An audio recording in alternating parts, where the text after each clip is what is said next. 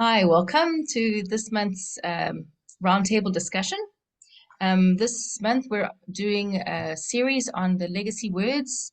We're starting off that series and we're going to carry it on over the next couple of years. But we're starting with ending Bible poverty. So yeah, this month's resources have been great. We've got a fantastic LDX, or it's an LDXXL from Lauren on oral mother tongue translation, and we've got from Teria on Bible distribution. We've got from Wilrens a wonderful article on Bible engagement. And Jessy, who's actually with us today, wrote a fantastic article on Bible translation. So, Jessy, I'm just going to ask you first, and then maybe Chris after her, to just introduce yourselves. For those of you that don't know who I am Belinda. I'm originally from South Africa. That's the accent. And I am based in Bosnia and Herzegovina. So over to you, Jessy. I'm Jessy Pfarrkircher. I'm American, but my husband is German, hence the last name. We've been in Germany my husband has been there for about 15 years. He helped pioneer the base in Berlin. And we just handed over the leadership this last year so that we can fully focus on OBT, or oral Bible translation. That's been on my heart for the last few years, starting in about 2017. So it's been a good 6 years that this has kind of been building momentum and rolling. So we're moving full time into that, us and our 3 kids. So yeah, it's a big transition phase for us, but we're planning to lead the school in Lausanne, Switzerland this fall. So that's part of where we're going next. So, and then praying for the next steps, but it's an exciting time to be alive, actually. That's brilliant. And you, Chris, tell us more about yourself. Hey, everybody. My name is Christopher. I come from the Philippines. I grew up there and yeah, joined YWAM in 2008. So this is my 15th year serving in the mission. For what I've done for the last at least decade is really focus on Bible engagement. I've been part of the School of Biblical Studies for 11 years. Half of that was in Nepal, and then we started the SBS, or the School of Biblical Studies, here in Amsterdam since 2019. And during COVID times, that's when I sort of got an epiphany or revelation. Oh, people have shorter attention span now. Maybe we can get our Bible engagement into even shorter. So the Discipleship Bible School opened up. During COVID, they invited me to speak in different schools. That's where I got to know what the DBS, or Discipleship Bible School, is all about. So that's when I transitioned, being part of the School of Biblical Studies for a long time, and started the DBS, or Discipleship Bible School. And it's very interesting what the Lord is doing here in our city. And like what Jessy said, it's an exciting time to be alive, and would be so happy to share whatever God is doing wherever our location is today. Yeah.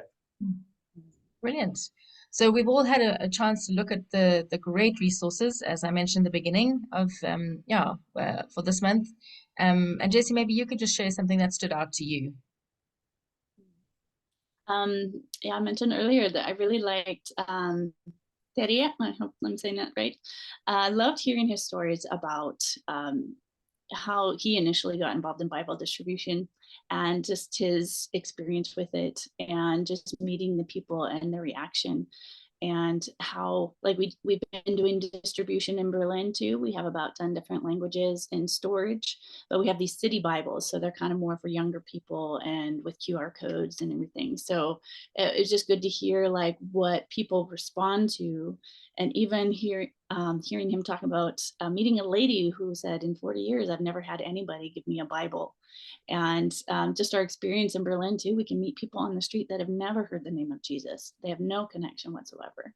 And so many people think Europe is so Christian, or like that's where a lot of Christian movements came from. But there's a new generation that have no clue, and how it's really needed today. Just that distribution, engagement, all of it is so needed.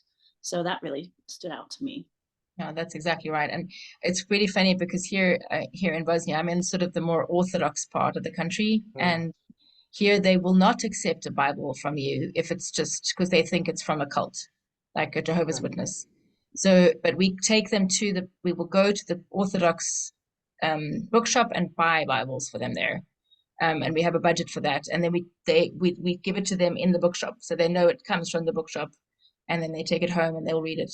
So other than that, the people are very sort of hesitant about taking Bibles here. It's very sad. So, and here even the priests say, you shouldn't really read the Bible by yourself. You need to have a priest to be able to interpret it for you. And so, yeah, like just in different parts of the world, all the different ways that the devil is actually using to try and keep people from reading the Bible. But people here really are hungry. They really want to read the Bible, even if their priests are telling them it's not a good thing to do by yourselves. So that's exciting to see. So we do distribute Bibles, but kind of in that way here in Banja Luka. And Chris, you were saying something about somebody's article that you thought was really exciting. Yeah, well, one thing that really stood out with the resource that we have is the article that Jessy wrote.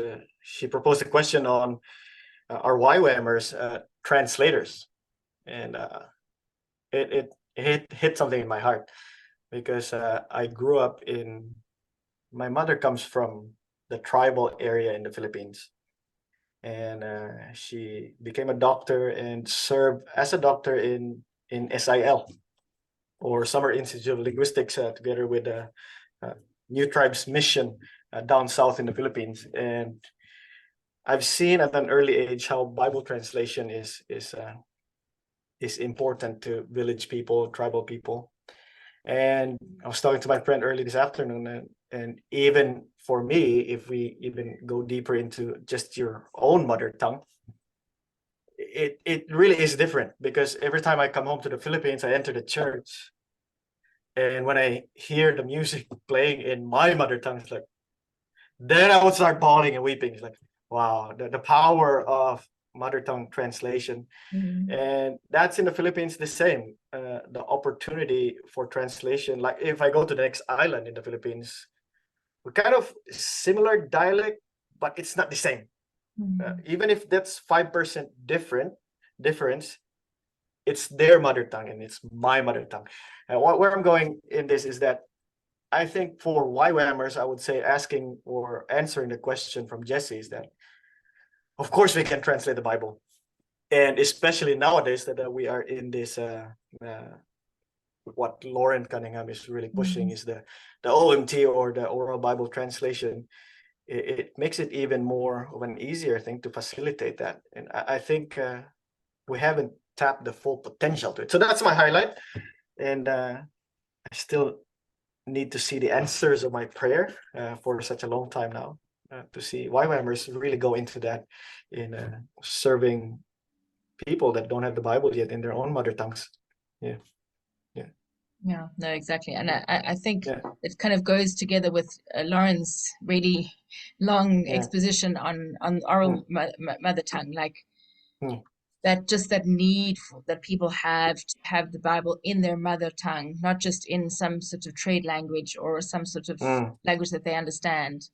And I mean, I've been here in Bosnia, I'm fluent in the language, and I still struggle to read the Bible in the local language, because it's just not my mother tongue. So I still read it in English, and then if I read an older translation, sort of archaic, then it's not the same. So I totally get the need for that, and I really I think in this sort of season that we're in YWAM, where we know that things are going to change. And Lauren he really is on borrowed time, the doctors are saying. And it's amazing that he's been able to sort of stick around and give these messages, give us these heart messages from him of what he felt the Lord is saying to him for us as a mission. And the reason why we also wanted to put the 2-hour talk as an LDX is because it really is something that we should all have listened to as YWAMers. We all should know and be praying, like, what is my role in this? Is it just to be praying? Is it just to be, or to give, or to go and be the one doing it. So I think if you're listening to this roundtable and you haven't dipped into Lauren's talk, go back and listen to it. Really is something that we all as YWAMers should be listening to. So yeah, that would be my. I don't know what you guys thought of that, of his talk.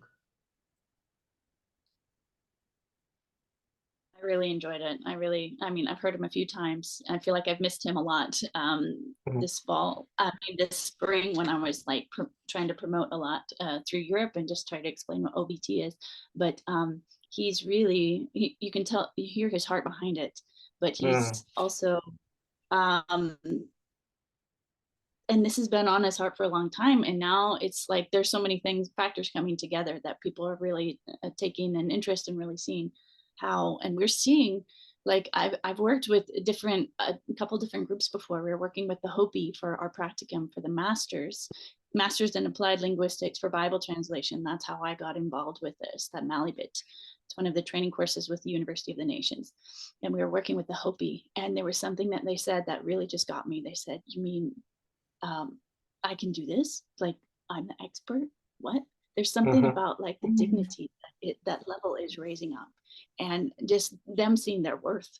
And when they get to take part, there's already engagement happening. We're hearing that from other organizations as well. I'm just like, wow, Lord, this is like a multifaceted thing that is happening.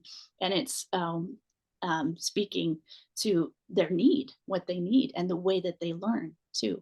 So it's just exciting on so many levels, and invites so many people to come in.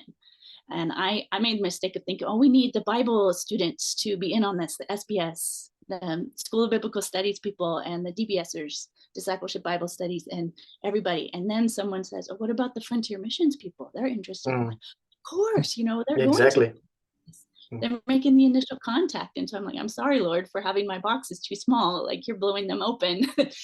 There's so many YWAMers that are in so many strategic locations. Exactly. Building relationships, like that is a huge part of it. Serving the needs. How can we serve with our tech skills or administration skills? Or we already have a lot of the tools that are necessary.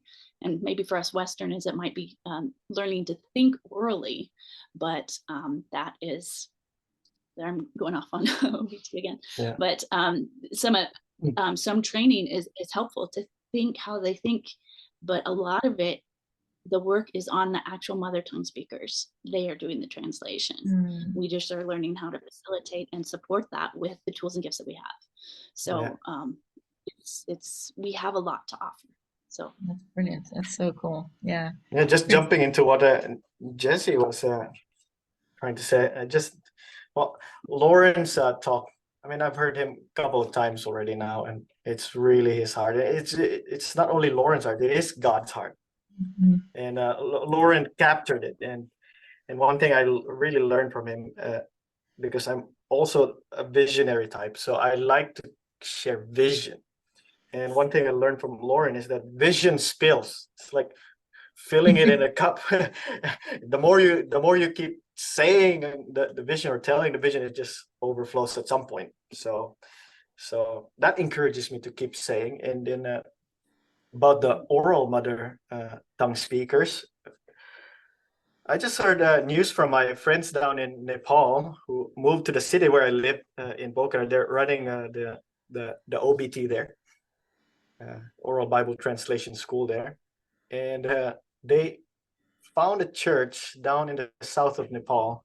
For the last 13 years, these local people are just collecting vocabulary, waiting for the people to translate the Bible in their mother tongue. Yes, that's amazing. Like God's heart is deposited into these locals they're not translators, but they're just collecting vocabulary, waiting that hopefully one day somebody will translate the Bible in their mother tongue.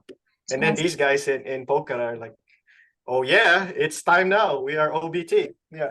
So that's brilliant.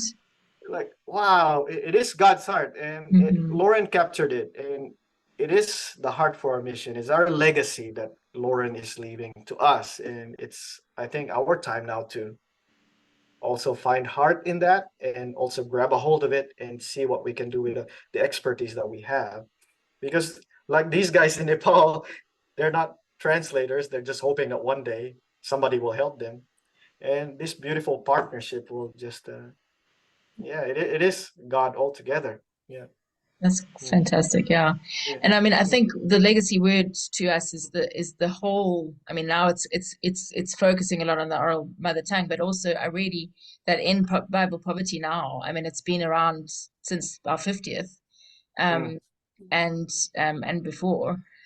So, but yeah, I liked that we try to kind of cover every aspect in this month. So we had Lauren, and then we had Terry doing the Bible distribution. We have Jessy, who's then talked about the translation, and of course we've got Vilens, who's done the really great, fantastic article on engagement. And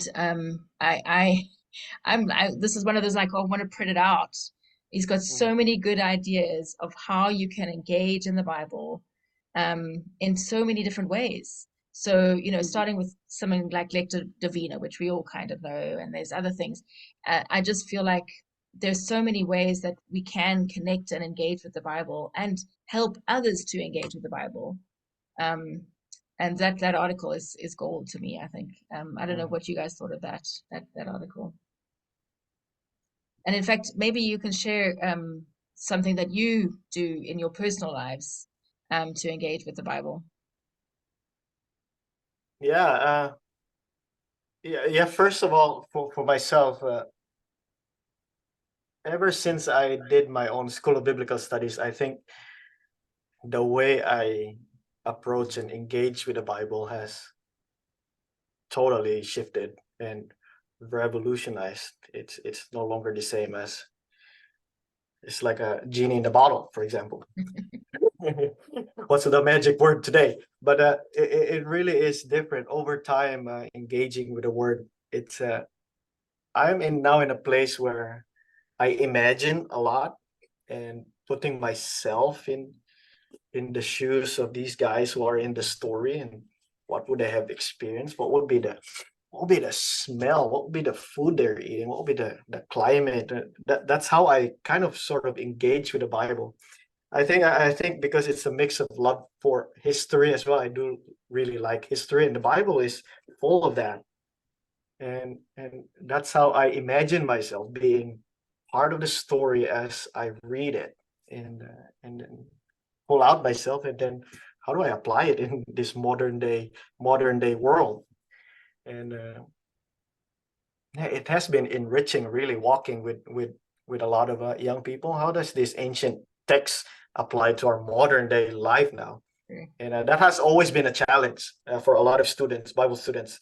Like, I don't know how to transfer what I'm reading to the modern life now. So I guess that's for me how I learned in the last years of how to engage with a word is, well, I try to put myself in their shoes first, and then I'll pull out myself.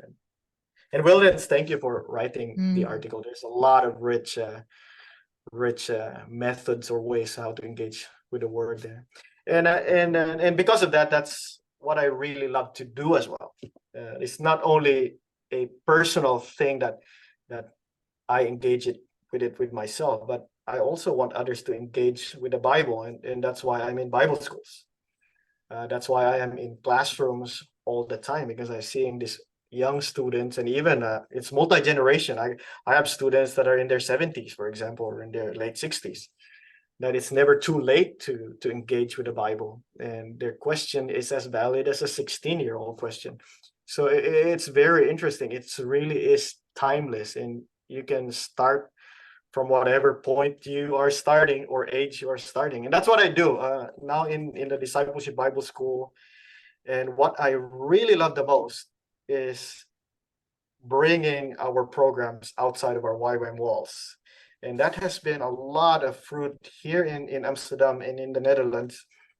I'd say I started with a lot of insecurity, offering Bible teaching to the outside world.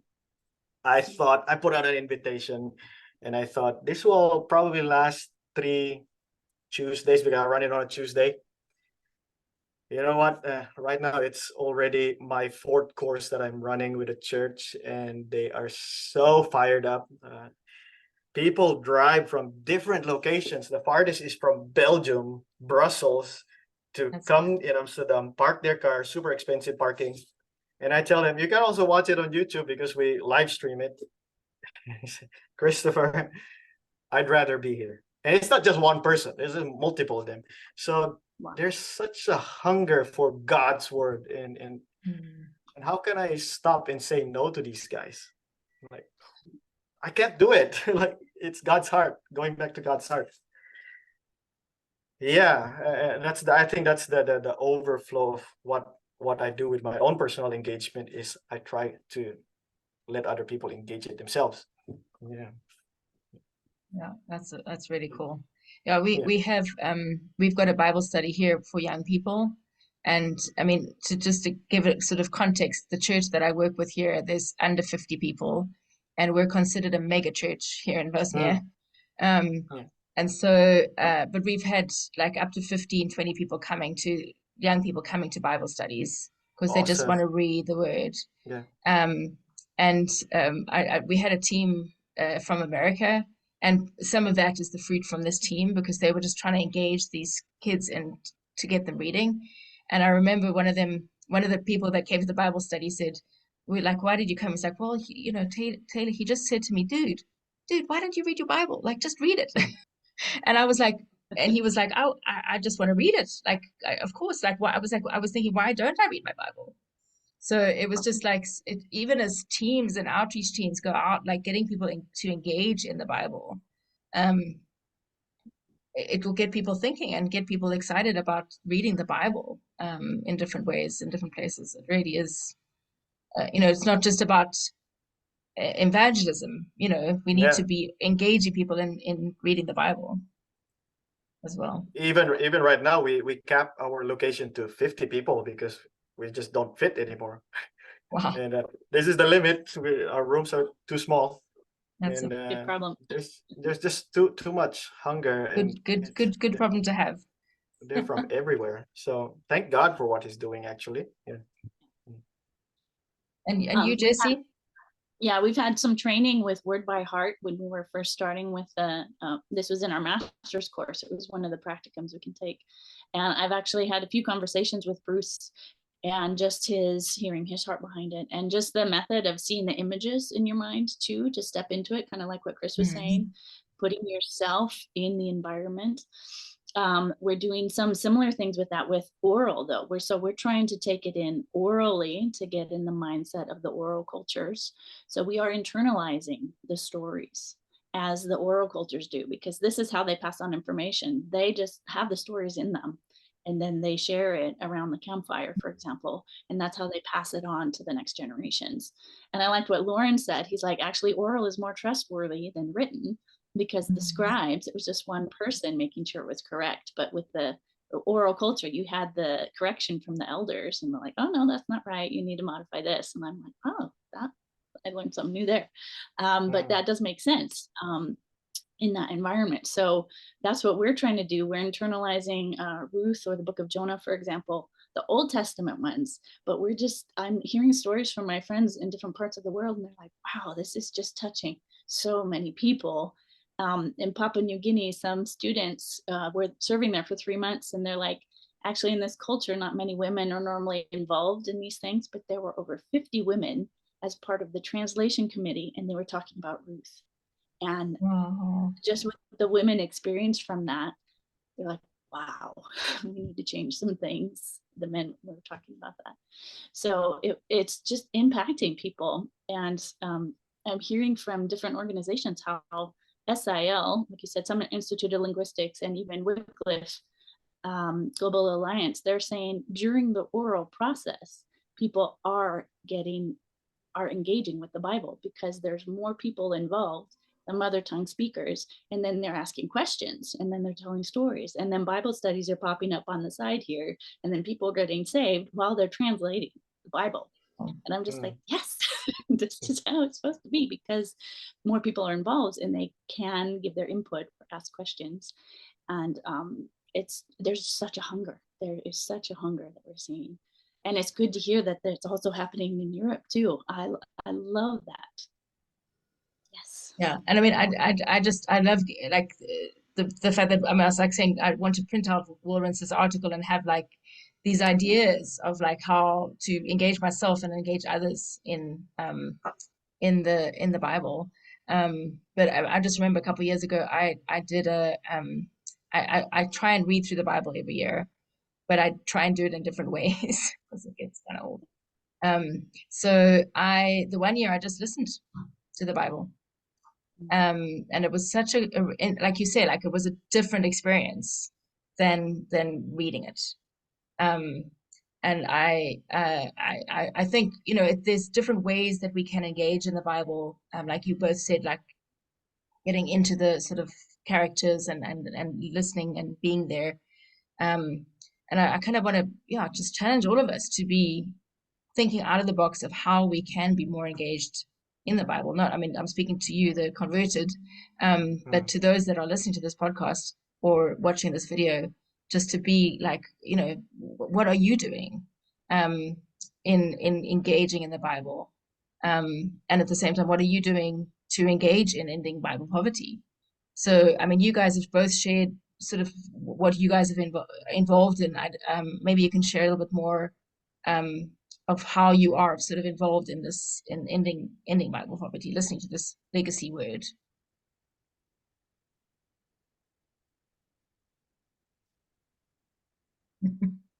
Yeah, well, the how part. Yeah. I think because of the legacy word has some covenants we have made, and one of the covenant there is collaboration. And I really love to collaborate with a local church, a different organization. I just heard a story from, for example, Jesus Films, which is our partners in the Ending Bible Poverty. This is in connection with a Bible engagement, a covenant that we have. Is that they did a research in Uganda. They did some Jesus films, showing the Jesus films in 2 different villages, about 100 participants. The one village they left the Bible, the other village they didn't leave a Bible. So after a year, this village that they did not leave a Bible to, village A, the converts. So there were hundreds. There were a lot of converts in after the Jesus films. So village A, after a year, the converts has dwindled down into two converts, 2 believers, 2 following Jesus. Village B, there were a lot of converts. They left the Bible. They have the Bible to engage with within the time span or a year. So the number of converts and followers of Jesus is doubled after a year. So that's just to encourage you guys with not seeing fruits or results immediately.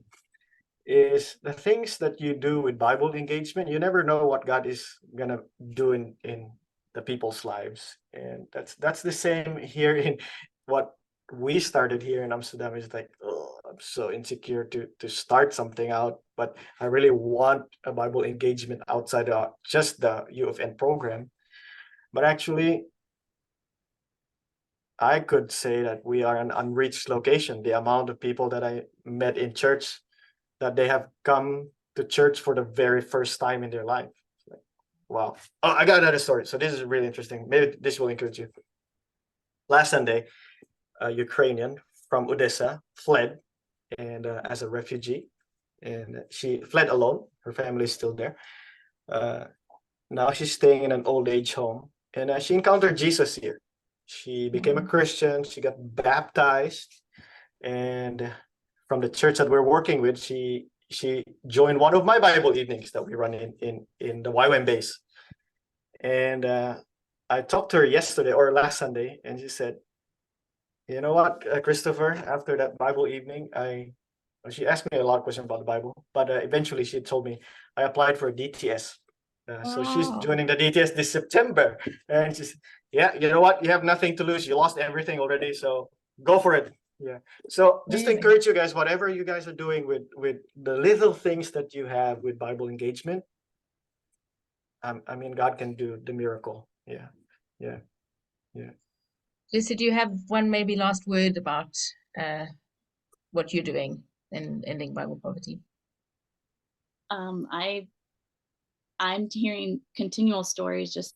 I was telling Chris earlier this week. I'm just hearing stories of so many people that are hungry and so wanting more, and they don't know where to start. And I'm connected with a group actually in the States, some of the native languages. They have some connections, and I'm like, start building relationships. You can start learning about their language, even if their first motivation is not to have the Bible translated. If they want to preserve their language, that is often first motivation, and then they learn more. But taking that initial step, and even among bases, a lot of times in Europe, they're like, oh, there's not too many Bibleless languages around here. There are so many signed languages that still need translation. And that's where my project came in for my master's course. Like, I just started learning a bit of German Sign Language and connecting with them. And it's also amazing how much they're open to learning. But what outreach locations do you have within your group? What connections do you have already that you can build on and ask more questions? And because we're also going holistic, it's not just about translation, it's meeting other needs as well. The Bible can reach so many different levels of society. And yeah, I'm just encouraging people, don't just shut down already, like, oh, what can I do? There are many things that we can do. We can look at what we already have and start from there, and praying into what relationships do I have, or what connections already where I can start. So there's already so much potential that we YWAMers have just where we're located, and the giftings among the people. There's so much potential to reach more. So I'm excited. I'm really excited to see what can happen when people really take a hold of this. Well, that's brilliant. And thank you both so much for coming on and sharing some of your wisdom and insights with us. And yeah, look out for all those resources that we shared about on our website. Please check them out, especially Jessy's article. And yeah, bless you guys, and see you on the next side. Bye. Thank you, Belinda.